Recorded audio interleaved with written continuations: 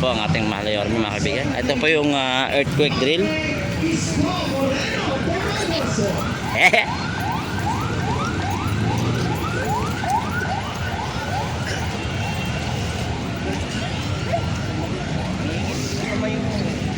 Pare, nalindol eh. At mga kaibigan, ito po yung earthquake drill. Actually dito po sa may Katilya. Dan dito po yung main talaga kung saan mamaya papatulogin yung alarm. Pero doon sa Intramuros, actually nakikita ko na ngayon, marami ng mga tao nandun.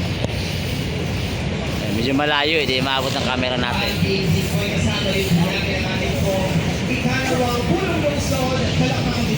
Vice Mayor Chief Atienza.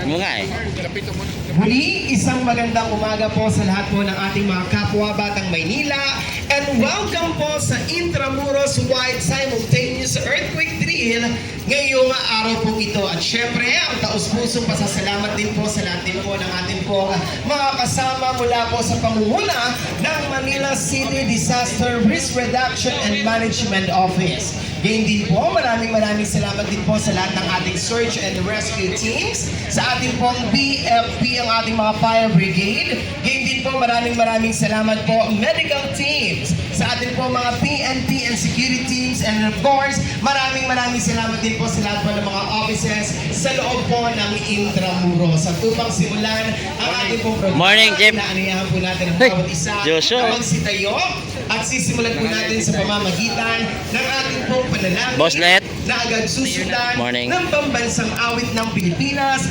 Kasunod, for I am with you. We lift up to you the rescuers, leaders, give them courage, wisdom, and safety, and for those their pain, and rebuild what was broken with your grace.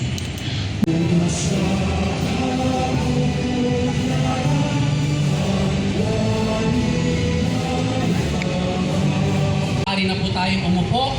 Muli po, welcome to the Intramuros Wide Simultaneous Earthquake Drill ngayong umaga. Siyempre kasama rin po natin Engineer Randy Sadak and Engineer Armando Andres, and of course, Fire Senior Superintendent Eddie Tanawan. Magandang araw po sa inyo. At sa pagkakataon pong ito upang ibigay ang kanyang pambungad na pananalita at upang ipakilala ang ating pangunahing tagapagsalita, ibibigay ko po sa inyo the Director of Manila City DRRMO Office and also the Executive Director of Manila City DRRM Council. Palakpakan po natin Director Arnel Eustacio M. Angeles.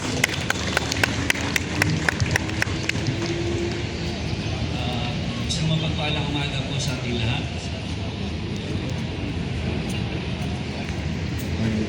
At sa lahat naman, tayo po ngayon ay nandito upang ating ganapin ang kauna-unahang Intramuros Wide Earthquake Drill. Ito po ay main project ng ating punong lungsod Isko Moreno Dumaguete. Kaya po huwag na natin pahabain pa. At alam mo naman po, kilala rin na ang aking ipapakilala. Ang ama po ng lungsod ng Maynila, Mayor Francisco Isko Moreno Dumaguete. Thank you very much, Director Arnel Angeles ng MDRRMO at sa lahat ng MDRRMO family. Magandang umaga sa mga bisita natin, mga kawani ng pamahalaan sa national government.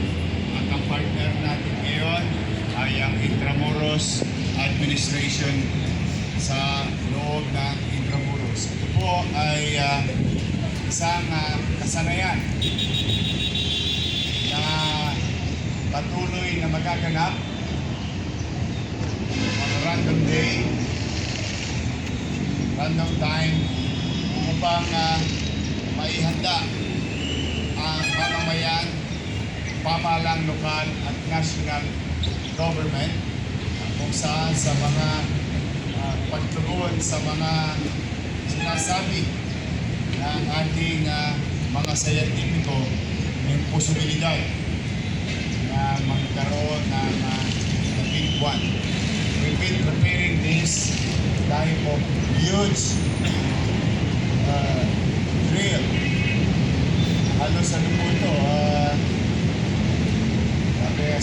isang bayan, parang city-wide drill ito. We've been running this for the past 2 months. Hindi po siya ganun kadali i-implement because we're preparing tens of thousands of people in a huge, large geography, and hopefully today we can learn from this exercise and hopefully everyone will be safe. Wala mapagriya o disgrasyang mangyari. But pinagpapauna ko na ang pagpapasalamat sa ating Director Arnel Angeles. At sa po ng kanyang mga kasamahan sa NDRRMO office at sa ating partner ng Intramuros Administration. Muli po sa inyo lahat, sa mga kasamahan natin sa media, mga vloggers, I hope you can share this information to the community so that they can also, among themselves, continue to practice and be aware that the possibility of such catastrophe or effects of the big one in Metro Manila. This may not suffice or maaaring hindi ito sasapat agad-agad, but through practice and muscle memory, one way or another, we may limit the possibility of casualty by being prepared.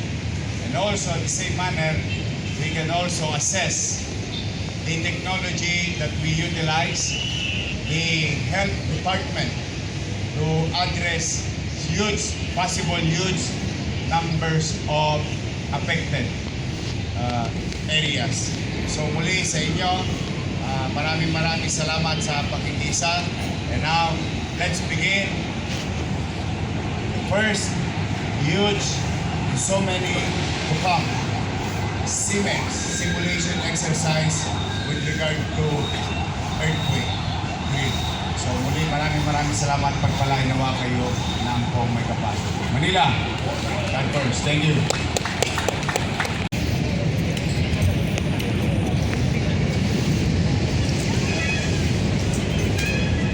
In 5, 4, 3, 2, 1.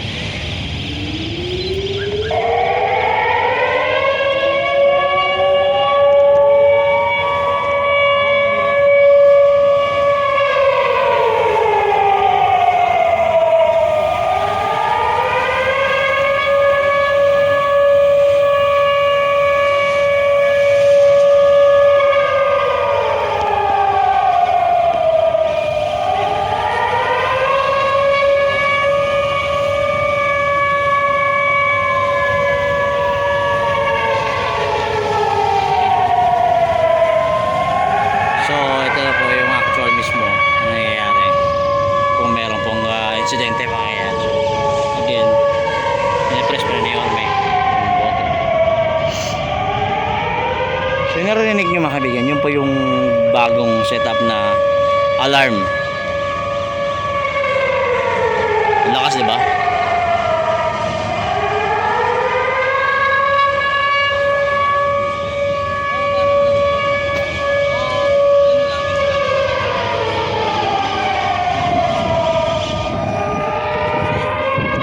Natin kung ano yung stasyon doon kasi meron pang monitoring na nilagay doon.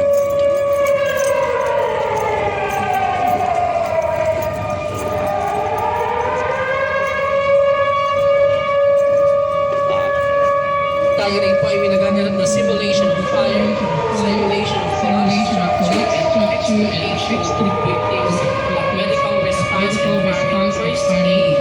Ginagawa po dito, lalo na po sa Intramuros area.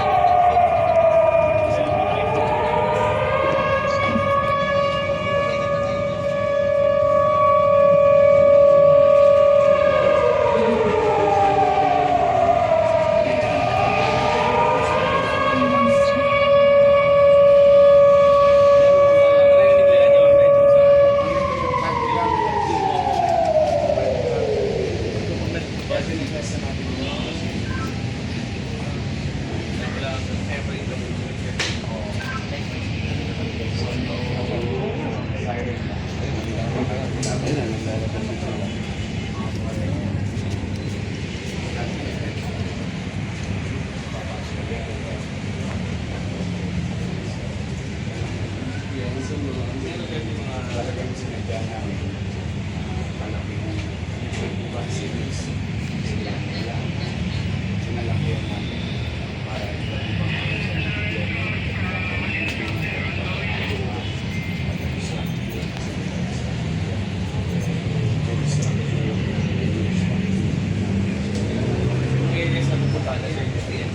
identify kasi meron na kami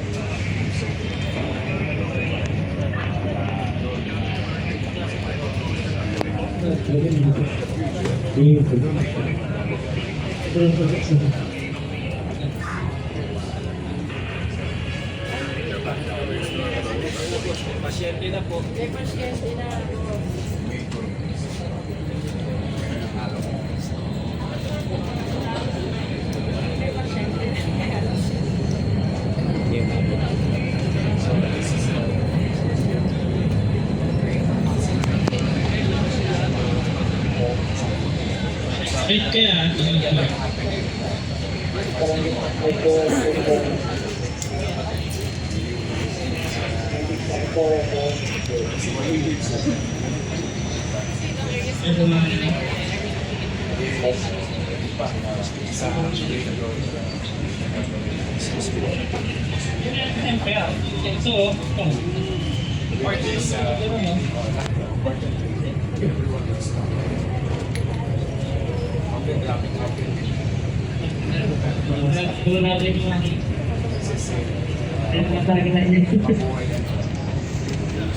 Max na ako.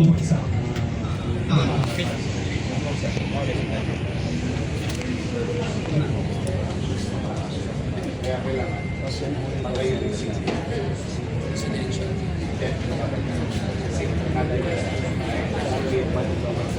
From the spine, real time. How about yung preparedness po ng mga barangay meeting? Kasi iba po lang yung sensitive parang kasi ka dyan parang practice na rin. This is part of it. This is the effects of that. Yeah, it's a coordination. No problem. What do na yung drone? Opo, gusto niya na po mag-send. Wala lang daw po yan. Ayan po. Nasaan banda yung drone? Wala po dito lang. Ito po Hindi, nasaan banda yung drone? Nasa Intramuros. Nasaan banda? Guys. As you can see, nandito tayo. So, yung bago natin piling drone, yun ang separates us as far as Quezon City. So, in a real-time scenario,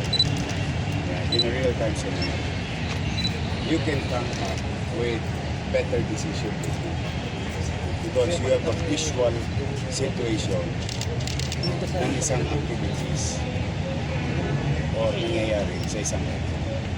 Diba? Pakita mo yung infrared.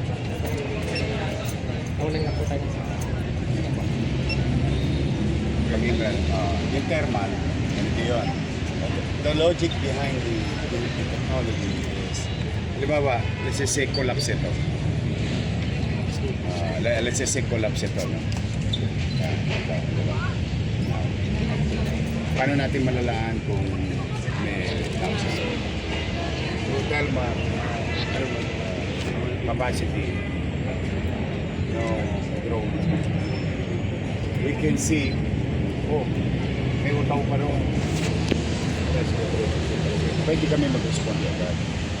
So surgical, efficient, kasi ang inaabata namin yung limited resources. It's not because it is limited, because the event is so huge, it depleted your, so how will you utilize limited resources in such scale? Kaya kailangan lagi efficient. So, timely, we can sa mga tao. Sige. Good morning mga batang Intramuros.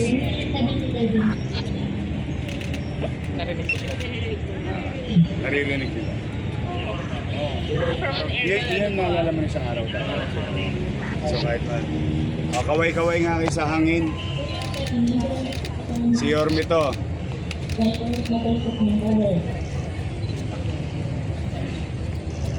tingin kayo sa hangin, sa langit. Mga batang Intramuros, mga taga ano to? Lyceum. Mga batang Lyceum. Kaway-kaway.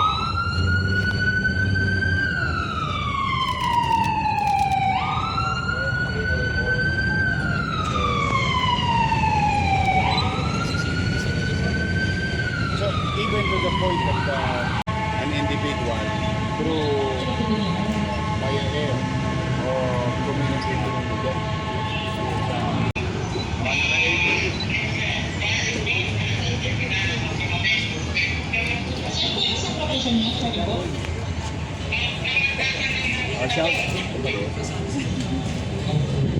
shout out doon sa naka-blue na number 88.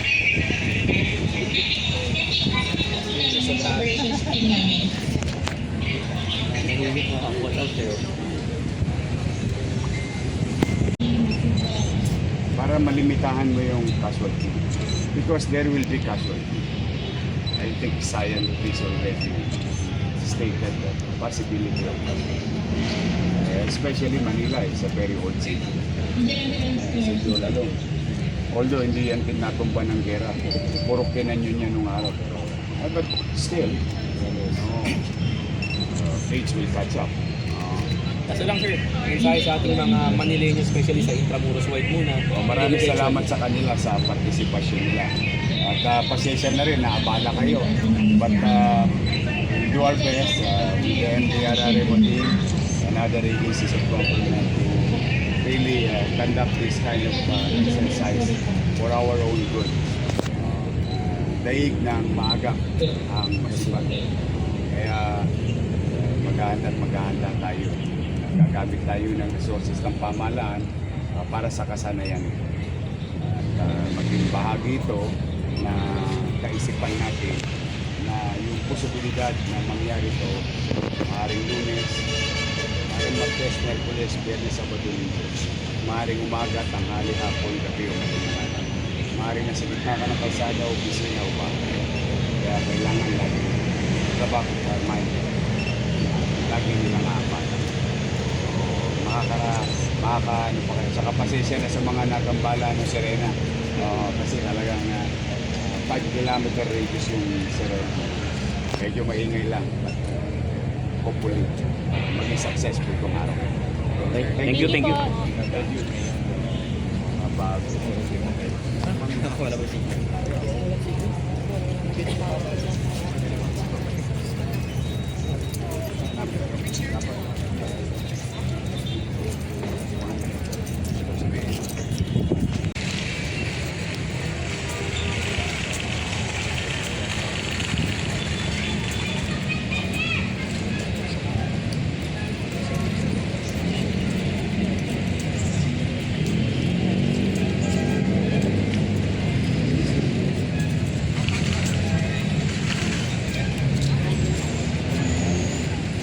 Handang-handa na po ang lungsod ng Manila pagdating po sa mga itong mga problema.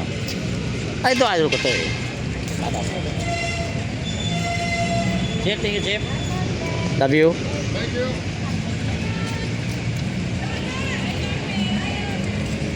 Good morning.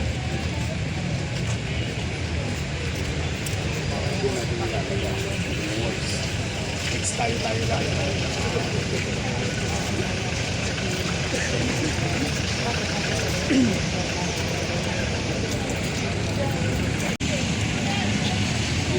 Dala mo yung iPad mo?